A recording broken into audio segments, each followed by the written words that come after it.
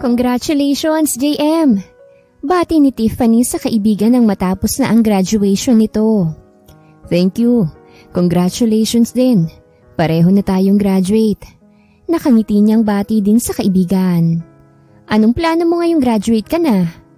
Pag nakapasa ako sa board, magtatrabaho ako at mag-iipon para sa kinabukasan ko. Hahanapin ko rin ang babaeng pinangakuan kong babalikan. Mahinahong ani ni JM. Diba, hiwalay na kayo? Dahil mas pinili mong pangarap mo kaysa sa kanya? Mahinahong ani ni Tiffany. Oo, pero hindi ibig sabihin nun na kinalimutan ko na siya. Ilang taon na kayong hiwalay, siguradong may iba na siyang pamilya ngayon. At may mga anak na rin. Sa tagal ba naman ng panahon na hindi kayo nagkita? Imposible namang hindi niya magawang tumingin sa iba. May halong inis na sabi ni Tiffany. Sila ang magkasama ni JM pero wala itong bukang bibig kung hindi ang babaeng mahal nito kuno, na kahit ni isang beses ay hindi pa niya nakikita. Kahit larawan man lang nito. Ipinagdamot kasi ni JM ang larawan nito na nasa kanyang wallet. Jemima! Lucy! Ang ingay mo!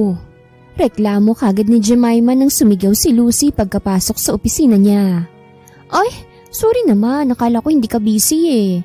Naka-peace sign pa ito sa kanya. Ano bang kailangan mo't napadalaw ka? Tanong nito habang nasa mga pipirmahan niya ang kanyang tingin. Tumawag si Mark eh. Gusto niya raw tayong ilibre? Nakangiting ani ni Lucy. We, talaga? Manlilibre siya? Baka naman mamulubi na siya sa kakabili sa gusto mo. Nakangiting anya. Tumigil ka nga. Alam naman natin na ikaw ang gusto niya at hindi ako, no? At kaya niya lang ako tinatawagan dahil wala naman siyang numero sa'yo, no? Sabay irap nito kay Jemima. At alam mo na hindi ako magkakagusto sa kanya, di ba? Mahinahong ani ni Jemima. Dahil hanggang ngayon, umaasa ka pa rin sa lalaking nakilala mo sa probinsya. Umaasa ka pa sa ilang taon na naghiwalay kayo. Sigurado namang may iba na yung mahal, no? Kaya't palitan mo na siya at si Mark ang ipalit mo. Bagay naman kayo eh. Saka ang gwapo kaya ni Mark. Sinasabi mo lang yan pero alam kong nasasaktan ka. Dahil alam ko naman na mahal mo siya. At sabihin mo man sa akin o hindi, alam kong mas lumalalim pa ngayon ang nararamdaman mo sa lalaking yon. Pagbubuking ni Jemima sa nararamdaman ng kaibigan. Napasimangot si Lucy sa kaibigan. Wala talaga siyang maitatago rito. Dahil kayang basahin ni Jemima ang nasa isipan niya. At kung ano ang laman ng puso niya. Pagsapit ng hapon, kalalabas lang ng dalawa nang huminto ang sasakyan ni Mark sa tapat nila. Ready na kayo? Nakangiting ani ng binata. May sasakyan ako, Mark, kaya si Lucy lang ang sasakay sa'yo. Naghihintay na kasi yung driver ko eh. Nakangiti niyang ani. Alam niyang na-disappoint ang binata dahil akala nito ay sa kanya ito sasabay. Pero wala siyang magawa. Ayaw niyang umasa ito sa wala. Sa isang mamahaling restaurant, dinala ni Mark ang dalawa. Panay pang sulyap nito kay Jemima pero hindi siya binibigyan ng pansin ng dalaga habang pumipili ito sa gusto nitong kainin. Matapos makuha ng waiter ang kanilang order, ay nagkwentuhan muna sila habang naghihintay sa kanilang pagkain. May nagugustuhan ka na ba, Jem? I mean, wala ka bang manliligaw ngayon? Nahihiyang tanong ng lalaki habang pareho namang nagkatinginan ng dalawang babae. May mahal na akong iba, Mark. Pagtatapat ng dalaga sa binata. Bumalatay sa mukha ni Mark ang sakit pero kaagad din niyang pinakalma ang sarili. Alam kong may gusto ka sa akin pero ngayon pa lang, sasabihin ko na sa'yo na wala kang maaasahan sa akin. Ayokong umasa ka sa wala, Mark. Kaya ko to sinasabi. Prangkang sabi ni Jemima. Napilitan man at nasaktan dahil sa derechahang tinanggihan siya ng dalaga, ay ipinakita pa rin ni Mark na okay lang siya. Okay lang. Handa akong maghintay kung kailan ay kaya mo na akong mahalin. Mahinahon niyang sabi. Magsasalita pa sana si Jemima pero dumating na ang order nila. Kaya't kumain na lang muna sila. Gutom na rin kasi siya sa maghapon na trabaho. Finally, nasa Maynila na rin tayo. Nakangiting ani ni Tiffany. Pareha sila ni JM na doon na destino kaya't magkasama ang dalawa. Wala naman silang problema sa matitirhan dahil may tiyahin doon ang binata. Wow! Ang ganda pala talaga dito sa Maynila. Nakangiting ani ni Tiffany habang nakatingin sa paligid. Baka akala mo gala ang pinunta natin dito Puna ni JM sa kaibigan na tinawanan lang ni Tiffany. Tadhana na sigurong may gusto na palagi tayong magkasama. Kasi biruin mo, magkasama pa talaga tayo na dito sa Maynila na destino. Nakangiting ani ni Tiffany. Ang sabihin mo, na nakiusap ka na dito kay Destino kung nasan ako. Akala mo hindi ko alam na may gusto sa'yo ang... Oy, wala namang ganyanan. Alanganin pa nang ngumiti si Tiffany sa kaibigan dahil hindi niya akalain na alam nitong kinausap niya ang kanilang head na doon din siya ay Destino. Mabuti naman at nandito na kayo. Kanina ko pa kayong hinihintay. Nakangiting ani ng ginang. Traffic po kasi, Chang. Oo nga po pala. Ito si Tiffany ang kaibigan ko. Magkaibigan nga lang ba kayo? Tukso ng ginang sa dalawa. Kinikilig naman si Tiffany sa tanong ng babae, habang si JM ay nakangiti lang din. Magkaibigan lang po kami, Chang, at hanggang dun lang po yon. Wala pong tatalo sa pagkakaibigan namin. Makahulog ang sabi ni JM. O siya, hindi na kita tutuksohin. Bagay pa naman kayong dalawa. Halina kayo't kanina pa nakahandang pagkain natin. Nauna nang tumalikod ang ginang habang nakasunod naman dito si Tiffany at JM. Mabilis pa na lumipas sa mga araw at naging buwan. Nung una, akala ni JM ay okay lang na magkasama sila sa iisang bubong ni Tiffany. Pero habang tumatagal, ay parang may nag-iba na sa mga ikinikilos nito. Mauna na ako sa iyo may pupuntahan pa akong importante. Paalam ni JM sa kaibigan habang kumakain sila. Pwede bang pasabay na lang? Hirit kagad ni Tiffany. Bumuntong hininga lang si JM. Hindi na muna tayo sasabay sa pagpasok. Baka kung ano na naman ang sabihin ng mga kasama natin. Uy, ano naman? Binata ka naman at dalaga ko. Isa pa, matagal na tayong magkakilala. Kaya ano naman? Para sa atin magkaibigan lang tayo. Pero sa mata ng ibang tao, ibang-iba na ang nasa isip nila. Ayokong sabihin nila na totoo ang kanilang hinala. Alam mo wala namang tayo at tanging kaibigan lang talagang turing ko sa'yo, hindi ba? Prangkang ani ni JM. Parang punyal na tumama sa puso ni Tiffany ang salitang binitawan ni JM. Noon pa man ay may gusto na siya sa kaibigan, pero hindi niya magawang sabihin dahil ayaw niyang mag-iba ang pagtingin nito sa kanya. Sige na JM, umalis ka na. Ako na bahala kay Tiffany. Anya ng kanyang tiyahin na kaagad naman niyang sinunod. Pagkatalikod ni JM, ay saka naman hinarap ni Alicia si Tiffany. Alam ko kung anong nararamdaman mo para sa pamangkin ko. Babae din ako kaya't ramdam ko ang sakit na nararamdaman mo ngayon. Ano pong ibig niyong sabihin? Malungkot na ani ni Tiffany. Aminin mo man o hindi, iha. Alam ko na mahal mong kaibigan mo.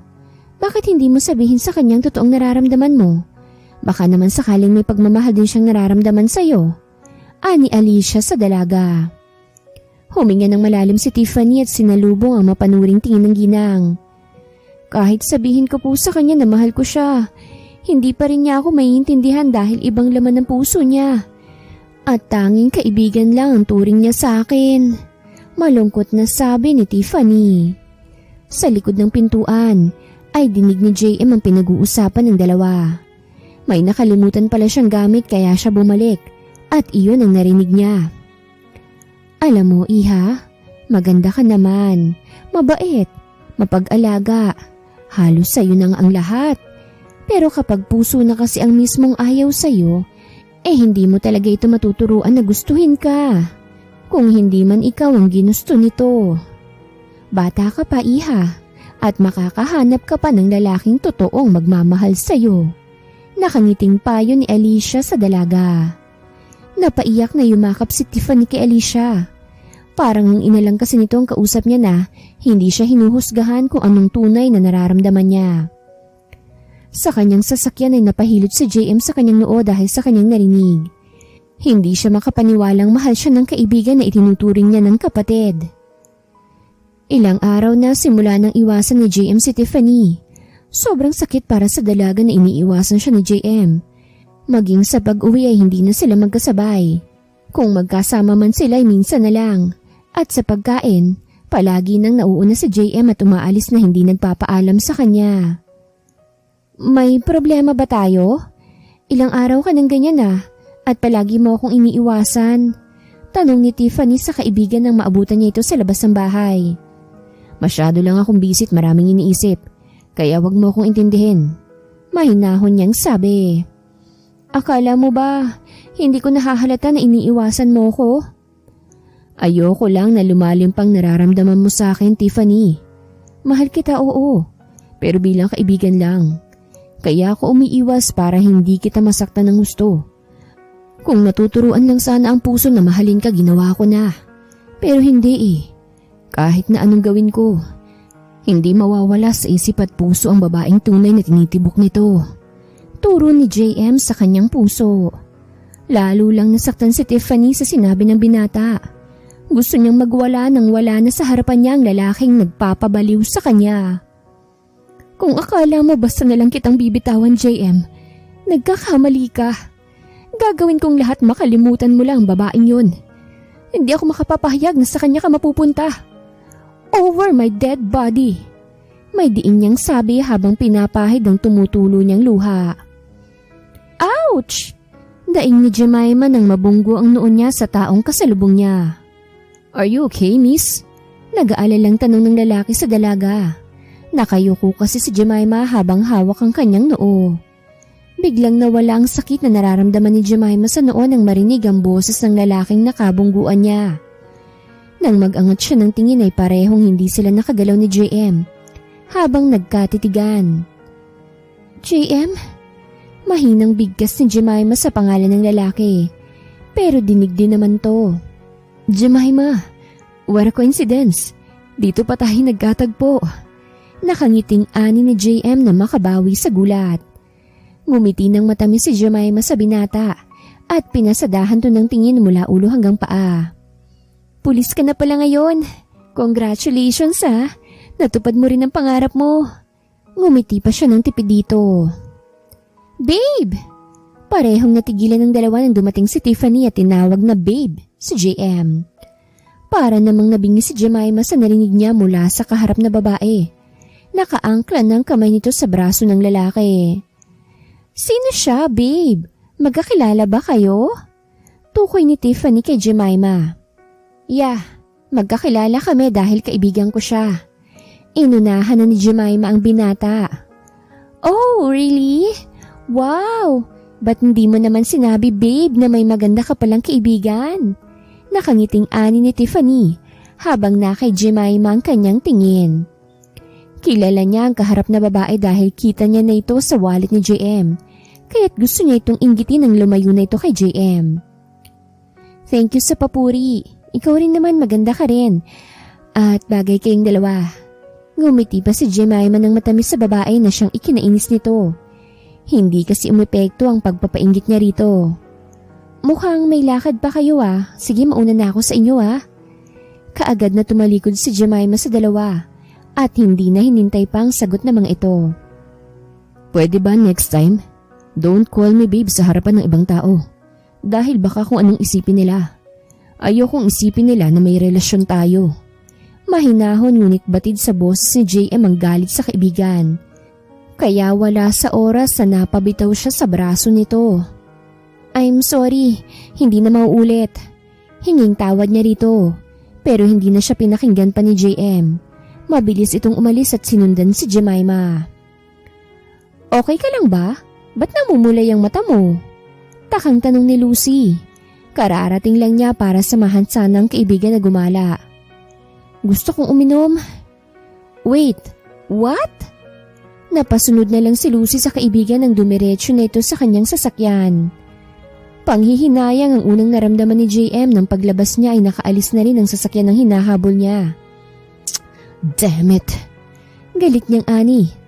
Naiinis siya sa sarili niya kung bakit hindi niya kagad pinigilan ng pag-alis ng dalaga. Hindi niya lubos akalain sa mall niya ito makikita. At alam niyang inakala nitong girlfriend niya si Tiffany dahil sa tawag nito sa kanya. Hoy, maaga pa, hindi pa kami nagbubukas. Wala akong pake. Wala sa mood na sagot na Jemima sa kaibigan. Agad namang tumingin si Ruth kay Lucy. Pero nagkibit balikat lang ito kaya't walang choice si Ruth kung hindi ang bigyan ng maiinamang dalaga. Bihira lang itong pumunta doon at alam niyang may hindi magandang nangyari dito. Hey, lasing ka na! Saway ni Lucy sa kaibigan, pero parang walang naririnig ang dalaga. Patuloy lang itong umiinom at wala siyang pake sa kanyang paligid. Nag-umpisa ng tugtog sa loob ng bar, at dahil sa lasing na napapadyak na ng kanyang paang dalaga. It's time to enjoy! Yahoo! Sigaw niya sa kanilang mesa. Agad na tumayo si Jemima mula sa kinahupuan at nakipagsayaw sa iba pang mga babae na lasing na rin doon sa loob. Anong gagawin natin sa pasaway na yan? Siguradong hindi yan uuwi pag ganyang lasing na siya. Hindi ko rin alam at wala naman akong alam kung ano bang nangyari sa loob ng mall. At paglabas niya, parang maiiyak na siya. Mahilig maglihim si Jemima kahit sa mga kaibigan niya. Wala siyang sinasabihan sa kung ano man ang tunay niyang nararamdaman. Woohoo! Sige pa! Tugtog pa! Sigaw ni Jemima mula sa entablado habang nakikipagsabayan siya sa iba pang naroroon. Panay ang kembot ni Jemima habang tumatawa. Panandali ang nakalimutan niya ang sakit dahil sa pag-inom niya. Hi miss, can I join you? Nakangiting aya ng isang gwapong lalaki sa dalaga. At akmang hahawakan niya ito nang mabiglang humablot kay Jemima. Kaya't napasubsob ito sa malapad niyang dibdib. Hey, who are you? She's with me. Ako ang nauna sa kanya kaya't ibalik mo siya sa akin. Galit na ani ng lalaki na kahit malakas ang ingay ng tugtog, malinaw pa rin na narinig ng binata ang sinasabi nito. I'm her boyfriend, so stay away from my girl. May diin ang bawat salita nito. Parehong nataranta si Lucy at Ruth nang kinarga na parang sako ni JM si Jemima at dire-diretso itong lumabas. Habulin natin! Bilis! Sigaw ni Lucy. Mabilis din na tumawag si Ruth ng mga guards para habulin ang lalaking may dala sa kaibigan nila. Dahil hindi alam kung saan nakatirang dalaga, ay dinala ito ni JM sa kanyang bagong biling bahay. Hindi iyon alam ng kaibigan. Dahil hindi naman ito alam kung anong totoong estado ang buhay na meron siya.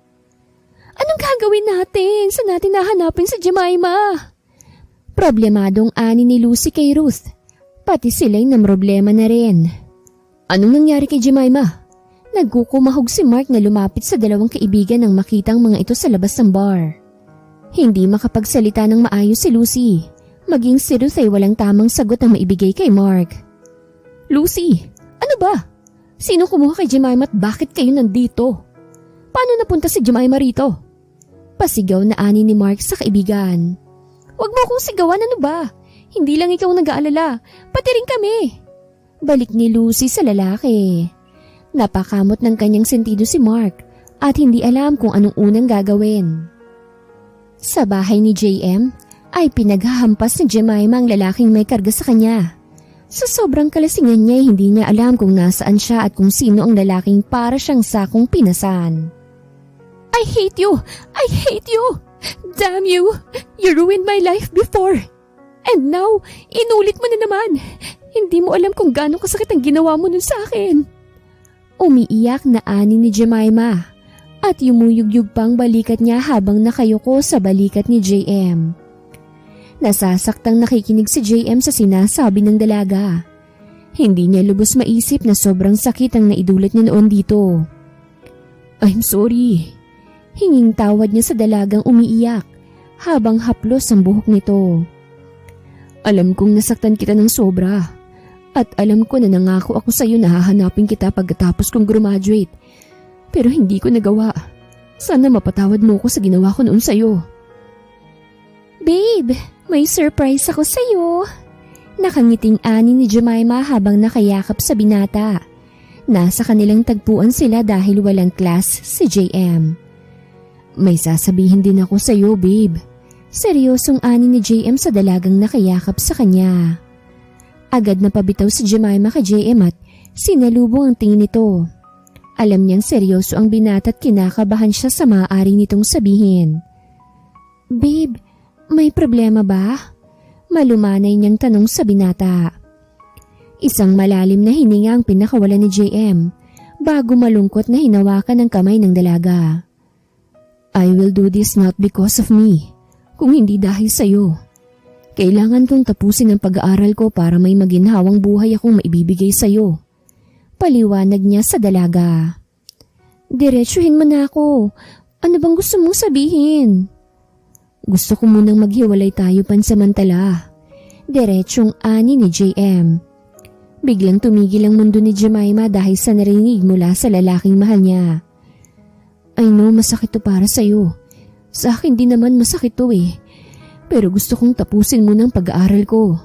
Pagpapatuloy ni JM. Gustong maiyak ni Jemima dahil sa sakit. Pero hindi niya ginawa. Hinayaan niyang sundin ni JM kung ano man ang pangarap nito. Kahit ang kapalit noon, ang pagkawalay nila sa isa't isa. Hindi rin niya sinabi dito kung anong surprise gift niya sa binata. Magiging useless lang din naman kung malalaman pa nito kung anong surprise niya. Dahil nakipaghiwalay na ito sa kanya. Mula noon ay bigla na lang naglaho si Jemima sa lugar nila JM at hindi na ito nagpaalam sa binata. Ang tanging nalaman na lang niya ay umuwi na sa Maynila si Jemima dahil pinauwi na siya ng kanyang ina. I'm here, Gemma. Hindi na kita pakakawalan pang muli. Pangako ko yan sa'yo. Mahinang ani ni JM. Matapos maihiga ang dalaga sa kama ay kinumutan niya na lang ito. Saka siya naupo sa kama. Malaki na ang ipinagbago ni Jemima. Mas lalo pa itong gumanda ngayon na nag-matured na rin. Gusto niyang halikan ng labi nito nang mapatingin siya rito. Pero kaagad din siyang nag-iwas ng tingin niya sa labi ng dalaga. Aminin man niya o hindi, alam niyang na-miss niya na ng labis ang labi na iyon na dati niyang pinanggigigilan.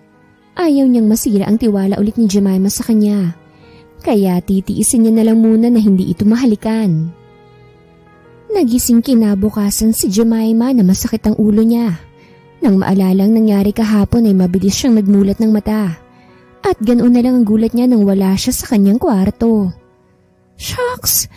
Anong nangyari? Bulong niya sa kanyang sarili habang sinisipat ang kanyang sarili. Wala siyang naramdaman na kakaiba sa kanyang katawan. Napatingin pa siya sa suot niyang damit.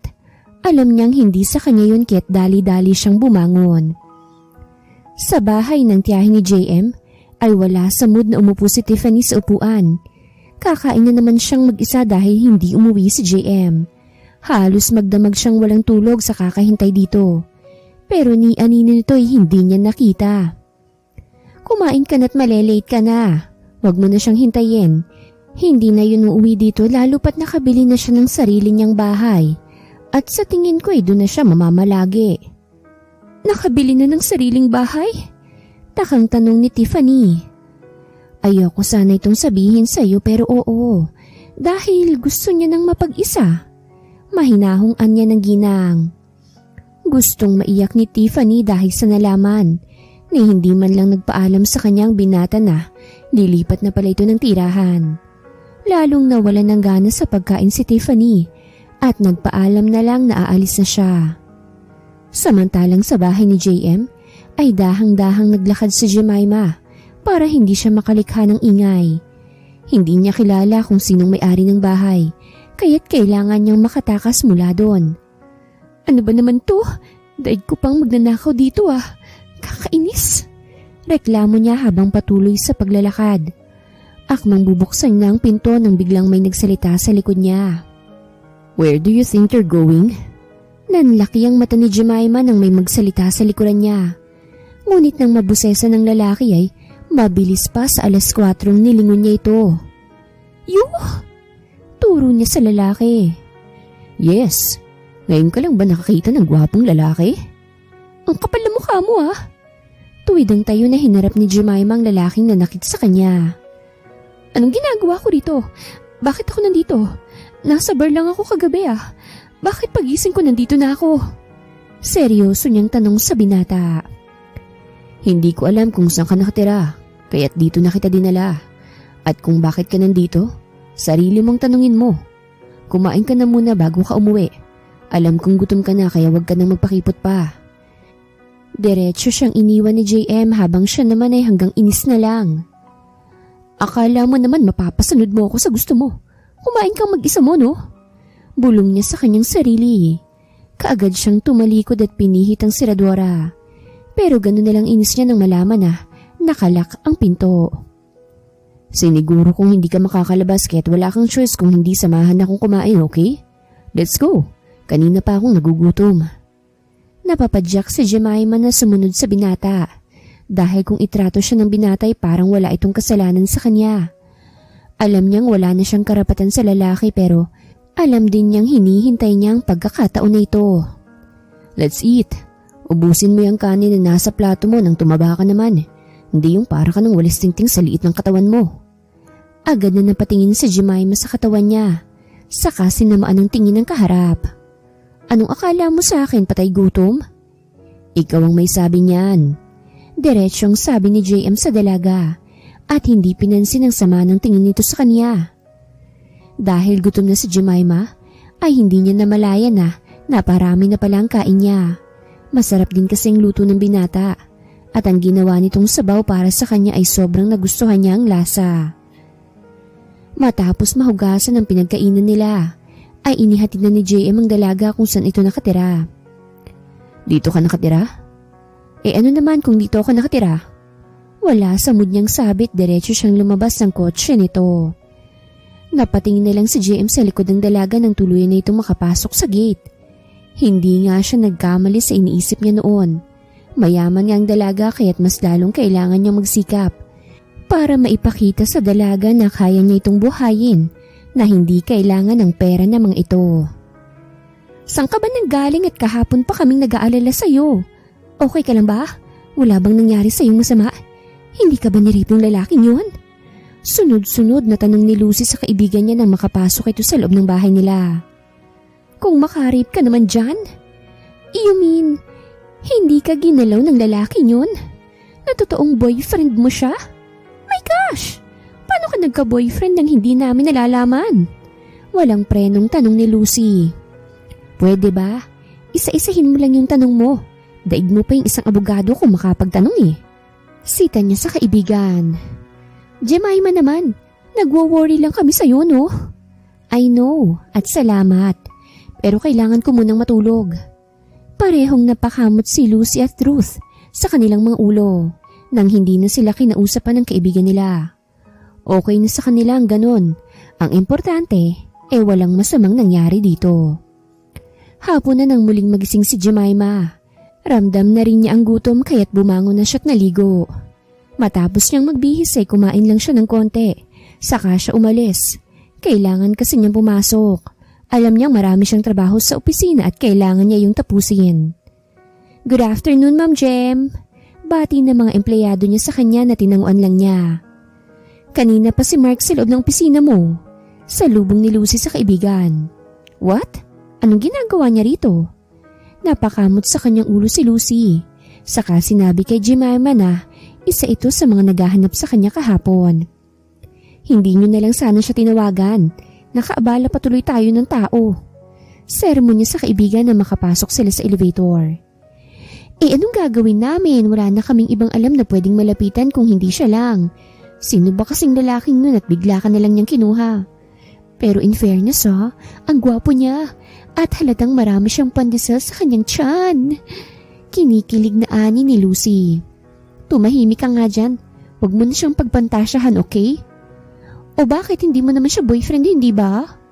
Kaagad na nakatikim ng batok si Lucy mula kay Jemima nang wala sa oras. Hindi ka na talaga mabiro Anya't pinaunang pinapasok sa opisina ang dalaga. Hi, mabuti naman at nakauwi ka na. Sobra akong nag-alala sa'yo kagabi nang malaman kong nangyari sa'yo. Totoong nag-alala si Mark sa dalaga. Salamat sa pag-aalala. Pasensya na rin sa abala. Alam kong busy ka rin pero nagawa mo pa rin napuntahan sila sa bar. Dahil walang masigit na mas importante kung hindi ang kaligtasan mo, Jemima. Putol niya sa lalaki. Wala kasing ibang tumatawag sa kanya ng Gemma. Si JM lang. at ayaw niyang may ibang tumatawag sa kanya noon. I'm sorry, Jemima. Alam kong busy ka kaya't hindi na ako magtatagal. Sapat na sa akin na nakita kang nasa maayos kang kalagayan. Napabuntong hininga si Jemima nang makalabas na ng opisina niya si Mark. Ayaw niya sanang manakit ng damdamin ng iba, pero wala naman siyang choice. Ayaw niyang umasa ito sa kanya dahil kahit konti ay wala siyang nararamdaman para sa lalaki. Mabilis pang lumipas sa mga araw at naging mga buwan. Kung noon ay ipinagdamot ni JM sa Jemima, mas lalo pa siyang ipinagdamot nito ngayon at halos ayaw ng pakawalan. Ano na namang ginagawa mo rito at nandito ka na naman? Tss, get in. Seryosong ani ni JM at hindi pinansin ang sinabi ng dalaga. Naka-uniform pa siya kaya't maraming nakatingin sa kanya. Mas lumalabas kasi ang kapugian niya kapag naka-uniform siya. Ba't hindi ka man lang nagbihis bago pumunta rito? At alam ba to ng girlfriend mo? Tss, sinabi ko na sa'yo na hindi ko siya girlfriend. Kaibigan ko lang siya. Kaibigan? Pero kung makadikit daig pang linta? Inis niyang ani. Nagsiselos ka ba? At sino naman siya para pagselosan ko? Alam ko naman na mas lamang at may ilalaban ako sa kanya. Oh really? Ipaglalaban mo ako sa kanya? Nakangiting ani ni JM. Asa ka no? Napairap na ani ni Jemima. Hindi na siya pinatulan pa ni JM. Pinaandar na nito ang kotse at dinalang dalaga sa isang sikat na restaurant. Hindi mo siya maaagaw sa akin. Higad ka? Hahanap at hahanap ako ng paraan para kusa kang iwan ni JM. Iiwanan ka rin niya at sa akin siya mapupunta. Desperadang ani ni Tiffany habang nakatingin sa dalawang nasa loob ng restaurant. Ilang araw na siyang hindi pumapasok sa trabaho dahil sa kakasunod niya sa dalawa kung saan dadali ni JM ang dalaga. In-order ko ng lahat ng paborito mo. Nakangiting ani ni JM. Gustong kiligin ni Jemima pero hindi niya ipinapakita sa lalaki na nakuha ng muli nito ang loob niya. Gusto niyang paghirapan ni JM na makuhang loob niya.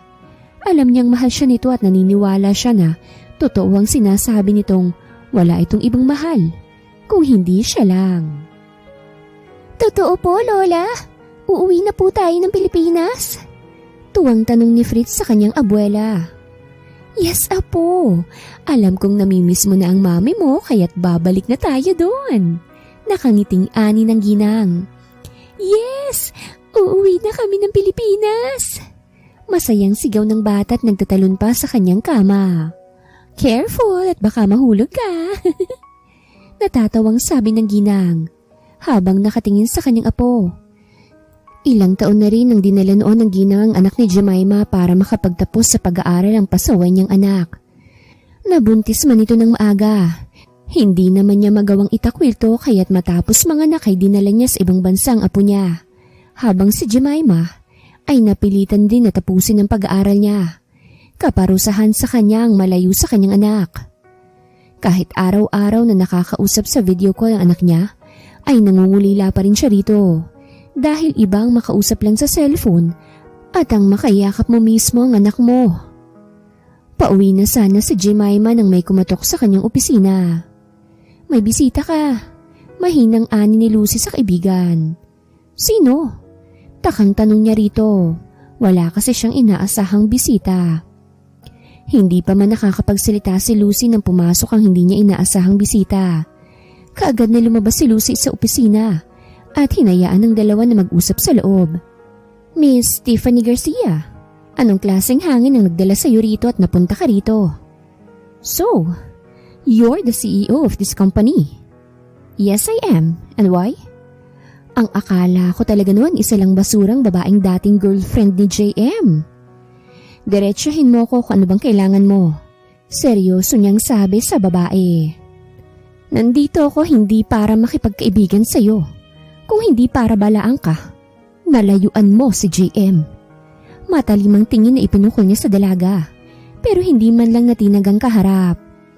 At bakit ko naman gagawin yon, Miss Garcia? Ako ang mahal ni JM. Ginagamit ka lang niya dahil nalaman niyang mayamang ka pala. Alam niyang mas malaking makukuha niya sa'yo kesa sa trabaho niya. Kaya't ginagawa niyang lahat ma-inlove ka lang sa kanya ulit. Kaya kung ako sa'yo, Iwasan mo ng boyfriend ko. Kampanting ani ni Tiffany sa kaharap.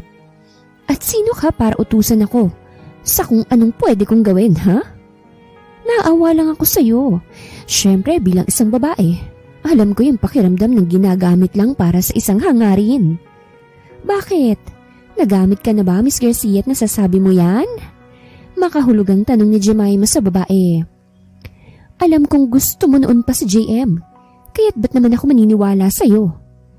Tumalim ang tingin ni Tiffany sa babae at mabilis na ikinasang dala niyang baril.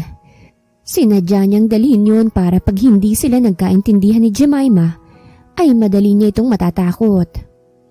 Papatayin kita pag hindi mo nilayuan ang lalaking mahal ko, banta niya sa babae. O sige, iputok mo yan.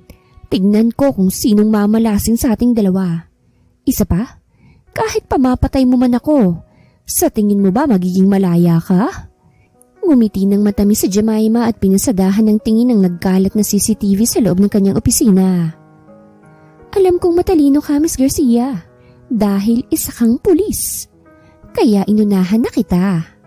Nakangiting ani ni Jemima at lumapit sa dalagang may hawak na baril. Pero mas mautak ako sa iyo, Miss Garcia. At kaya kitang patayin dito mismo sa loob ng opisina ko kung gugustuhin ko. Nasa teritoryo kita eh, kaya't magdahan-dahan ka dahil hindi mo rin kilala kung sinong nasa harap mo. Sige ka, ikaw din, baka magising ang demonyong nasa loob ko at mapatay pa kita rito. Pananakot ni Jemima sa babae. Kaya mo? Paghahamon ni Tiffany. Of course! Ako pa ba? Nakangiting ani ni Jemima. Inis na ibinaba ni Tiffany ang hawak niyang baril, ngunit matalim pa rin ang tingin niya sa dalaga. Tandaan mo ito ha, hindi ako titigil hanggat hindi ko nakukuhang gusto ko. Ako pa rin ang mananalo. Sabay talikod niya sa kaharap. Nang makalabas na sa opisina niyang dalaga, ay saka palang nangihinang napaupo sa upuan sa Jemima. Hindi niya alam kung saan niya nakuha ang tapang niya para labanan ang pananakot ng dalaga. Nanghihina pa siya nang tumunog ang kanyang cellphone na kaagad niyang dinampot. Mommy? Naiyak na lang si Jemima nang marinig niya ang boses ng kanyang anak mula sa kabilang linya. Baby ko? What's wrong po? May nangaaway po ba sa'yo? Bakit ka umiiyak? Nag-aalalang tanong ng anak niya. Wala baby, walang nangaaway kay mommy. Namiss lang kasi kita kaya ako umiiyak. Don't cry na po, ma'am. Pangaalo ng anak niya sa kanya. Napangiti na pinahid niya ang kanyang mga luha at ginawang normal ang kanyang boses. Ngunit hindi pa siya nakapagsasalita. Bumukas muli ang pinto sa kanyang opisina at pumasok doon ang pinakamahalagang tao sa buhay niya. Hello, mommy. I missed you. Napahagulgol sa Jemima na niyakap ang kanyang anak. Maging ang kanyang inay na iyak na rin sa kanilang tagpo. Pinuno niya ng halik ang mukha ng anak niya. Sa kanya ito binuhat papunta sa malaking sofang nasa loob ng kanyang opisina. Ba't hindi niyo sinabi na uuwi pala kayo para sana nasundo ko kayo sa airport? Anya sa kanyang mommy. Gusto ng anak mo i-surprise ka. Kaya hindi na namin sinabi sa'yo. Isa pa alam ko namang busy ka kaya't hindi ka na namin inabala pa. Ma'am, pwede ko pa namang balikan ng trabaho ko. Tsaka wala akong masyadong trabaho ngayon. Huwag ka na magtampo. Ang importante, nandito na kami ng anak mo.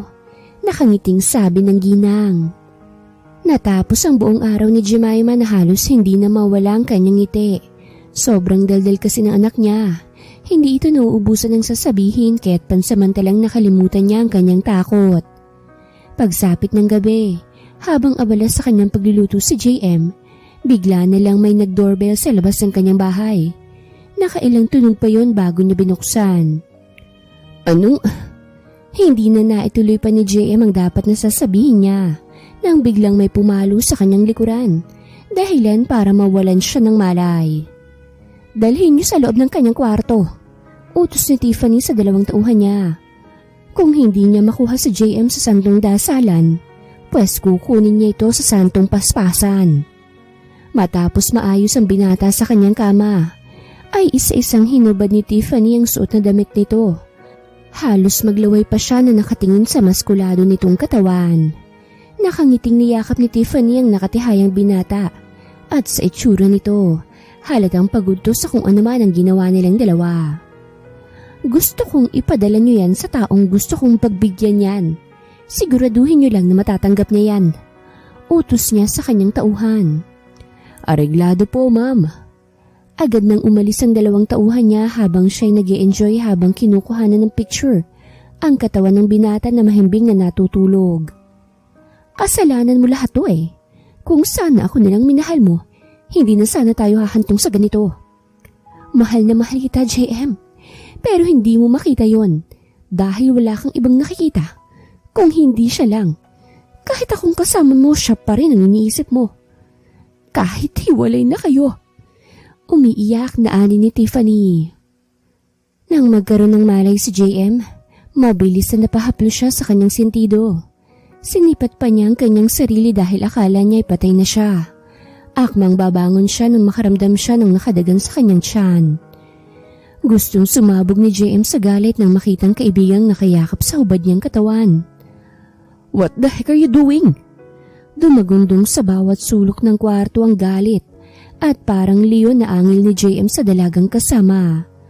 Bigla ring nahulog sa sahig si Tiffany nang walang ingat niya itong inihulog. JM, gising ka na pala. Kamustang pakiramdam mo? Kahit nasaktan pa sa pagkahulog niya, ngumiti pa rin siya sa binata. Anong ginagawa mo?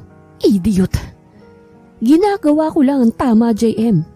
Hindi na tama yung ginagawa mo, Tiffany. Tama lang ang ginawa ko. Dahil ayokong sa kanya ka mapunta. Akala mo ba hindi masakit para sa akin ang ginawa mo? Masakit, JM. Masakit na masakit. Mahal kita pero hindi mo makita yun dahil sa babaeng yun. Matagal ko nang mahal si Jemima noon pa. At kaya ko lang siya hiniwalayan dahil gusto kong makapagtapos. At may maibibigay akong magandang buhay sa kanya nang hindi umaasa sa magulang namin. Paano naman ako? Mahal din kita, JM.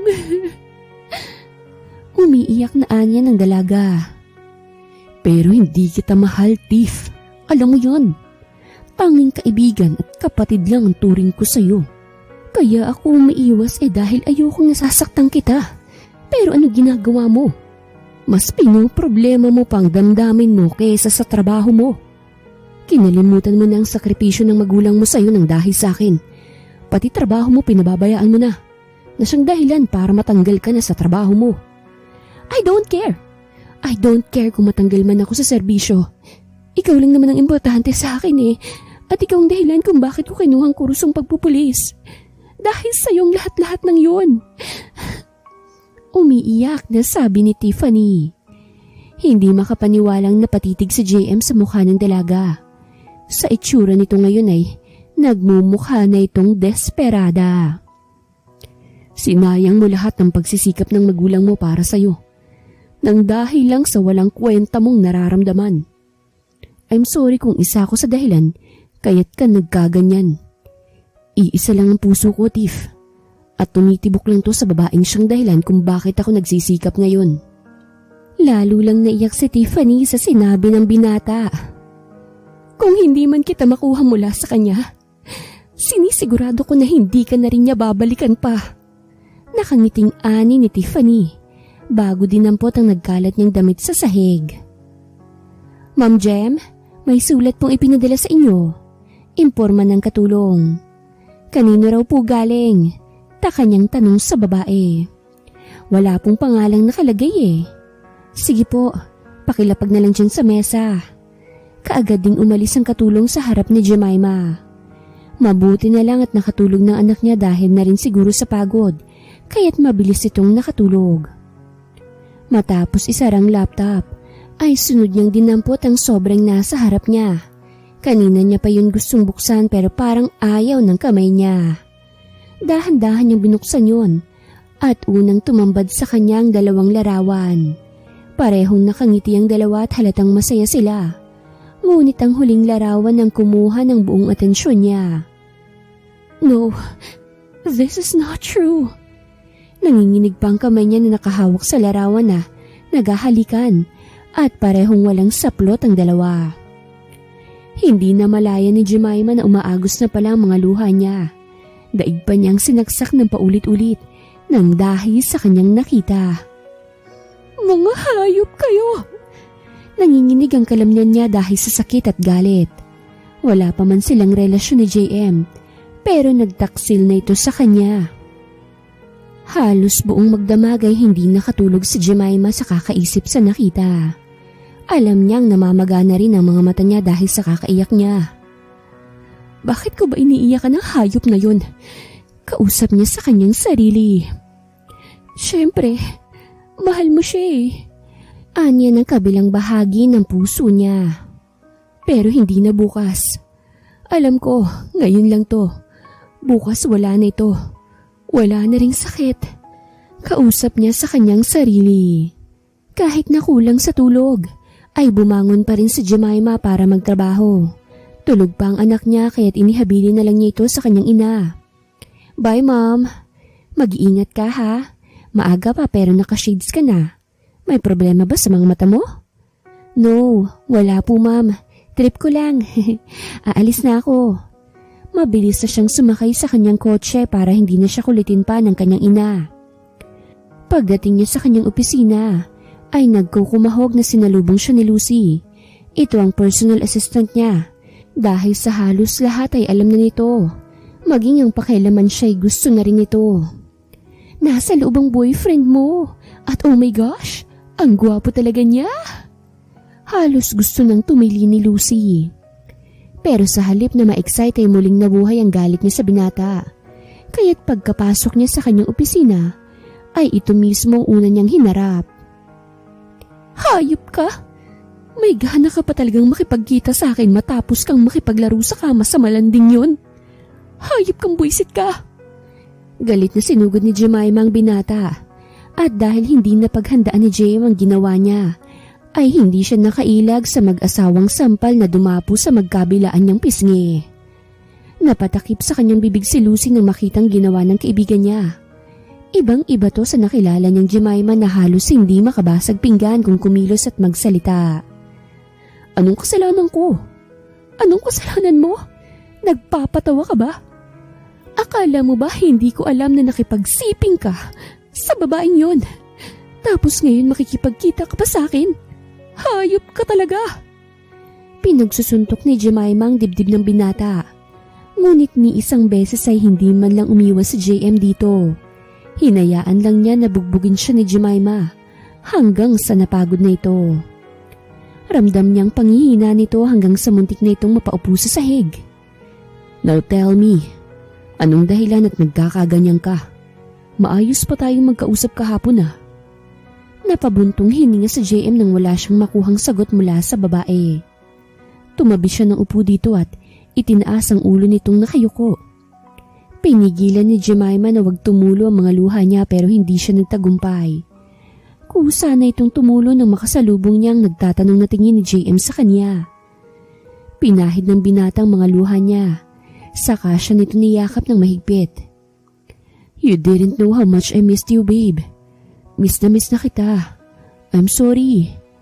Lalo lang napahagulgol si Jemima nang marinig ang sinabi ng lalaki.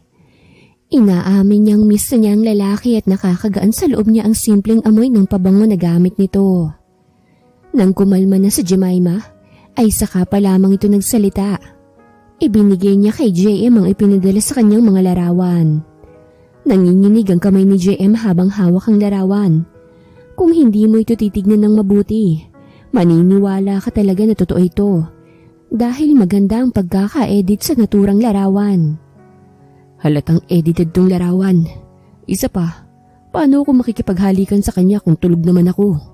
Mahinang ani ni JM. Napaangat ng tingin si Jemima kay JM pero sinalubong lang ang labi niya ng halik nito. Totoo ang nasa larawan dahil nasa bahay siya kagabi. Pero ang makipaghalikan ako sa kanya, hindi ko nagawa yan dahil pinatulog niya ako kagabi. At hindi ko alam kung sinong kasama niya para makuhanan kami ng larawan ng ganun. Halatang planado ang lahat. Paliwanag niya sa babae. Biglang naalala ni Jemima ang banta sa kanyang babae, kaya bumalik na naman ang takot niya. Ramdam ni JM ang panginginig ng dalaga, kaya't mas hinigpitan pa niya ang pagyakap dito. Ilang oras din na walang ginawang trabaho sa Jemima. Nag-usap lang sila ni JM hanggang sa napagkasunduan nilang magbalikan na lang. Thank you, babe. Pangakong gagawin kong lahat, maging karapat-dapat lang ako sa'yo. At huwag kang basta-bastang maniniwala sa kung ano-anong nakikita mo. Lagi mong tatandaan ang palagi kong sinasabi sa'yo. Tumango lang si Jemima at yumakap sa binata. Ngayong okay na sila. Ang problema na lang niya ay kung papaano niya sasabihin dito na may nabuo sila noon. Para sa kanilang pananghalian ay nag-order nilang si JM. Sinusulit niya ang bawat pagkakataon na kasama niya ang dalaga. Nag-order din siya ng paborito nitong chocolate cake at bulaklak. Aba, at hindi mo pa talaga nakakalimutan ng paborito kong bulaklak ha? Masayang ani ni Jemima. Ngayon na lang siya ulit nagkaroon ng bulaklak na galing sa lalaking mahal niya. Pareho talaga kayo ng paborito ni Fritz. Wala sa sariling ani ni Jemima. Habang kumakain, kumunot ang noon ni JM at hindi nagustuhan ang narinig mula sa nobya. Fritz? Sinong Fritz? Kunot noong tanong ni JM sa dalaga. Hindi agad nakapag-react si Jemima sa tanong ng binata. Sa isip niya lang sana yung sasabihin. Hindi niya alam na nais at tinig na pala niya. May tinatago ka ba sa akin? Sinong lalaking yan? Nang makita ko kung anong lamang niya sa akin at pati sa harapan ko'y nagawa mo siyang banggitin. Dumilim ang mukha ni JM at hindi mapakali nang makitang walang pakialam ang babae sa tanong niya. Alam kong gutom ka na kaya't ikain mo na lang yan. Walang pakialam na sabi ni Jemima. Hindi maipintang mukha ni JM at napilitan na lang siyang kumain dahil sa maganang dalaga na kumakain. Napadighay pa si Jemima nang mabusog siya. Maupo ka lang dito at marami akong kailangang pirmahan. Anya sa kanyang nobyo. Humalik muna siya sa noo at ilong nito. Saka siya umalis. Pero agad din siyang napahinto nang bigla siyang hinawakan ni JM sa kanyang kamay. JM, may trabaho pa ako. So what? Pwede naman niyang maipagpabukas, hindi ba? JM, hindi pwede.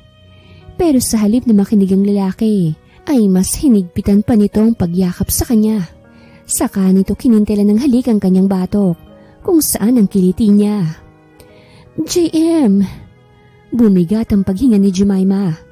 At alam niyang hindi magtatagal ay madadala na siya sa ginagawa ng lalaki sa kanya. I missed you so much, babe. Bulong niya sa tenga ng dalaga. Damn you, JM! Sinelyohan ni JM ng mapang-angking halik ang labi ng dalaga para hindi na ito makapagsalita pa. Hanggang sa gumapang ang halik nito sa kanyang leeg, patungo sa kanyang dibdib. Bumalik ang halik ni JM sa labi ng dalaga kung saan kaagad niyang sinalubong na siyang nagpawala sa kanya sa katinuan. Matapos ang pinagsaluhan na kakaibang pagkain, ay nakatulog si Jemima dahil sa pagod. Hindi na lang muna siya inistorbo ni JM. Sakto namang tumawag ang kasama sa trabaho ay palabas na siya ng opisina. Mula nang may nangyari sa dalawa, ay bihira na lang magpakita sa JM kay Jemima. Ang palagi lang dahilan nito ay kailangan niyang magtrabaho para sa kanya. Pinagsabihan naman ni Jemima ang binata na kaya naman nilang mabuhay kahit hindi siya magtrabaho. Pero sadyang ma-pride si JM dahil para sa kanya, natapos niya ang pagiging pulis para sa pangarap niyang makapag-ipon ng pera para sa magiging asawa at anak niya. Saan tayo pupunta? Takang tanong ni JM sa dalaga. Basta na lang siya nitong tinawagan at pinapunta sa opisina niya pagkatapos ng duty niya dahil may pupuntahan daw sila. Diba, tinatanong mo ko noon kung sino si Fritz? Diba gusto mo siyang makita at makilala? Kung hindi naman siya lumalamang sa kagwapuhan ko, hindi na ako interesado. Walang gana niyang sabi. Talaga? Paano kung sabihin ko sa'yo na mas gwapo pa siya sa'yo? So what? Ako pa rin naman ang pipiliin mo. Kumpiyansa niyang sabi. Ang yabang mo. Paano naman kung siyang pipiliin ko, ha? Di ikukulong kita sa bahay ko para hindi ka makapunta sa kanya. Walang pwedeng umagaw sa'yo mula sa akin. Seryosong ani ni JM. Naaaliw na nakatingin si Jemima kay JM. Salubong ang dalawang kilay nito at hindi maipintang mukha habang nagdadrive. Kaagad na ipinarada ni JM ang sasakyan nang makarating sila sa isa pang bahay nila Jemima. Bahay yun ng magulang niya at sinadya niyang doon ipakilalang lalaki sa kanyang ina't anak. Pasok ka, kanina pa nila tayong hinihintay. Nakangiting ani ni Jemima. Kahit naguguluhan ay sumunod na lang si JM dito. Unang bumungad sa kanyang malawak na sala. May nagagandahang mga painting at mga nagagandahang mga bulaklak na nasa flower vase nakalagay. Mabuti naman at nandito na kayo. Kanina pa namin kayong hinihintay. Bungad ng ginang sa dalawa. Hello, Mom. Nakipagbeso si Jemima sa kanyang ina. Sa kanya ipinakilala si JM. So, ikaw pala si JM. Yes po, Ma'am. I'm JM Rivera po. Magalang niyang ani sa ginang. Hindi nakapagtataka kung bakit nahulog sa iyong anak ko. Bukod sa makisig at gwapo, halatang mapagkakatiwalaan ka rin. Salamat po, Ma'am. Ma'am, maiwan ko na muna kayo ni JM ha. Pupuntahan ko lang si Fritz sa taas. Go ahead, Iha. Pagkaalis ni Jemima ay kaagad na hinarap ni Rona ang binata. Ang balita ko ay isa kang pulis? Opo. Magalang niyang sagot sa ginang. At kaibigan mong babaeng nanutok ng baril sa anak ko. Po? Ano pong ibig mong sabihin? Takang tanong ni JM. Hindi pa rin pala sinasabi ni Jemima sa'yo na tinutukan siya ng kaibigan mo ng baril at tinakot para layuan ka. Si Tiffany po? Siya nga.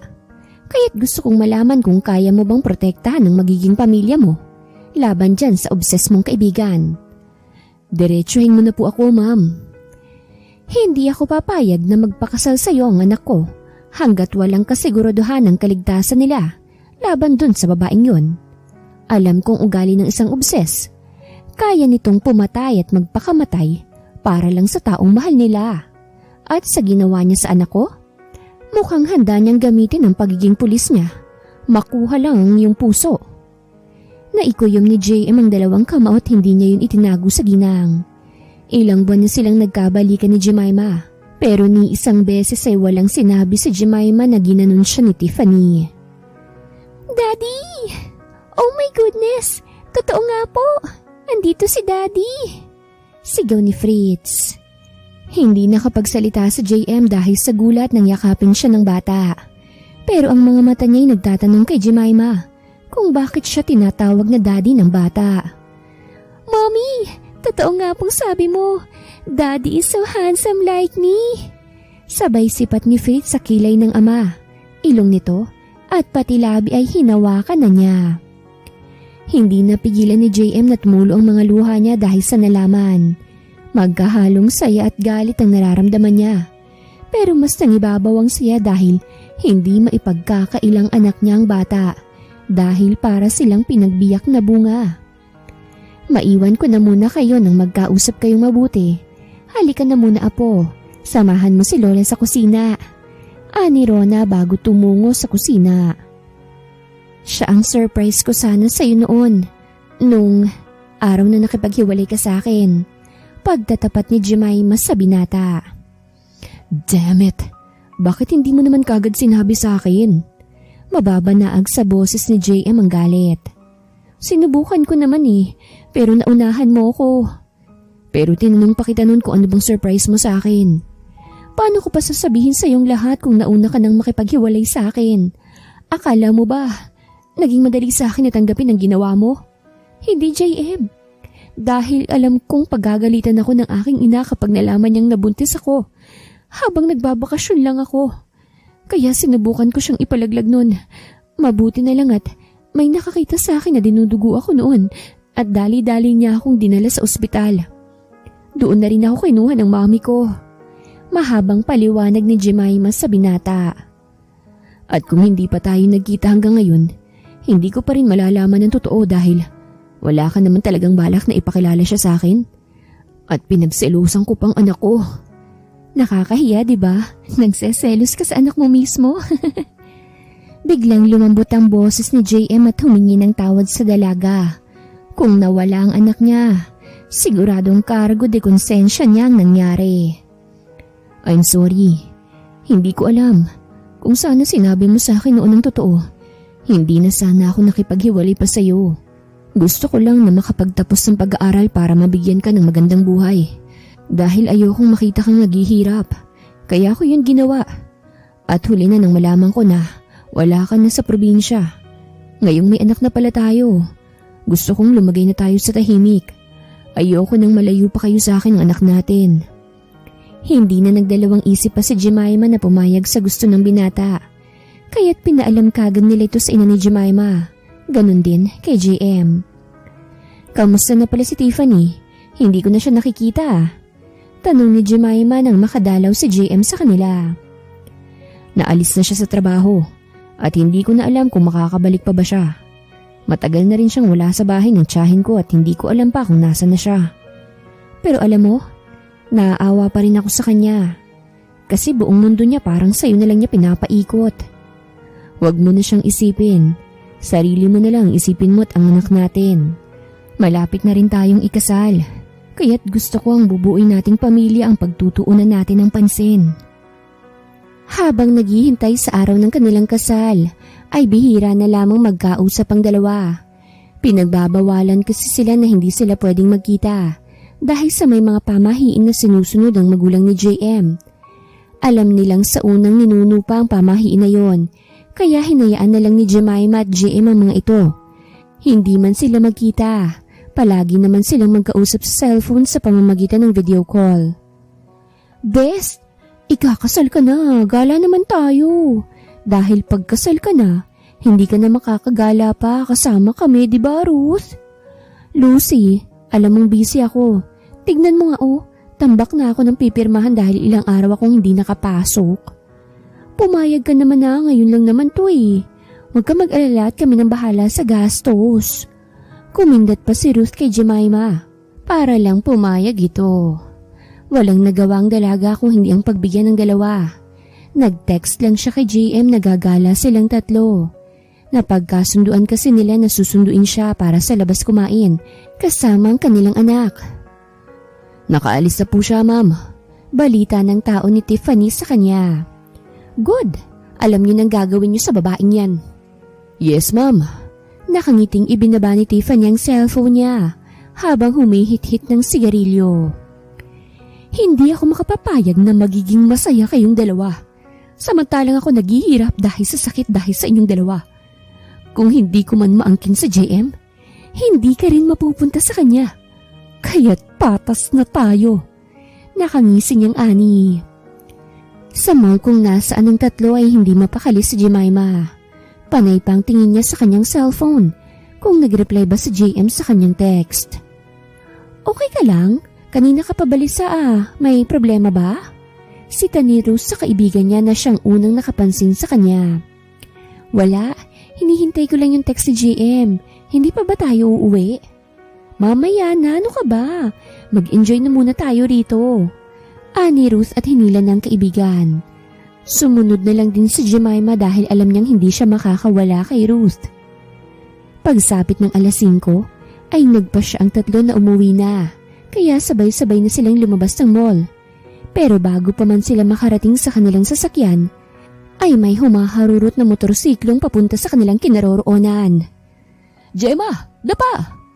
Nalingunan pa ni Gemma ang binatang sumigaw sa kanya at hindi na niya naiwasan ang balang tumama sa kanyang katawan. Natumba si Gemma sa semento na duguan habang hindi naman nakagalaw si Ruth at Lucy sa kanilang kinatatayuan. Nanginginig sa takot sa JM nang makitang maraming dugo na umaagos mula sa katawan ni Jemima. Nasigawan pa niyang dalawang kaibigan nito nang hindi ito tumatawag ng ambulansya. Nagkagulo na sa naturang mall. Maraming tao ang natakot dahil sa nasaksihan, habang mabilis naman na rumisponde ang mga pulis sa pinangyarihan. 50-50 ang buhay ni Jemima sa ospital dahil sa tama ng baril sa kanyang dibdib, malapit sa kanyang puso. Gumising ka na. Hinihintay ka na ng anak natin. Kausap ni JM sa dalaga. Huwag kang susuko Huwag mo kaming iiwanan. Hindi ko kakayanin kung iiwan mo kami ng anak natin, babe. Nasasaktan siya na nakikitang naghihirap ang babaeng mahal niya. Mabilis pa na lumipas sa mga araw, hindi pa rin nagigising si Jemima. Habang patuloy namang pinaghahanap si Tiffany ng mga pulis. Matapos madakip ang bumaril kay Jemima, ay itinuro nitong mastermind si Tiffany, kaya't agad na inilabas ang search warrant para dito. Wow, Philippines! I'm back! Nakangiting ani ni Jemima habang sinalubong ang malamig na hangin na dumadampi sa kanyang balat.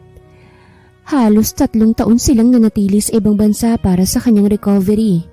Matapos kasi siyang makoma, ay nagdesisyon ng kanyang ina na doon na siya sa ibang bansa ipagamot. Kaya't hindi nagdalawang isip si JM na talikuran ng trabaho para bantayan ng asawa niya sa ibang bansa.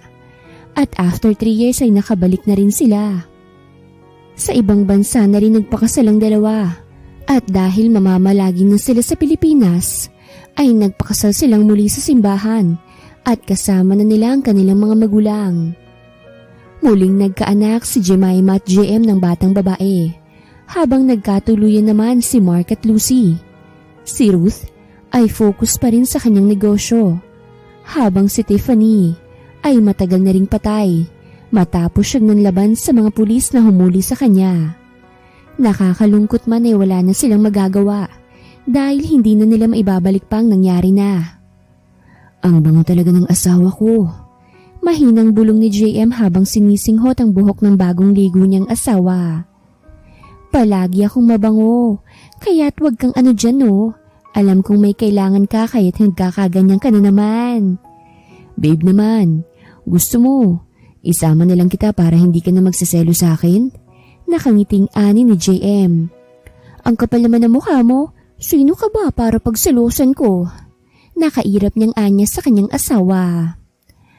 Ang kapal! Kaagad na napatiyo si Jemima nang selyuhan ni JM ang labi niya ng halik. Ang ingay mo kasi, hindi na nga lang ako pupunta.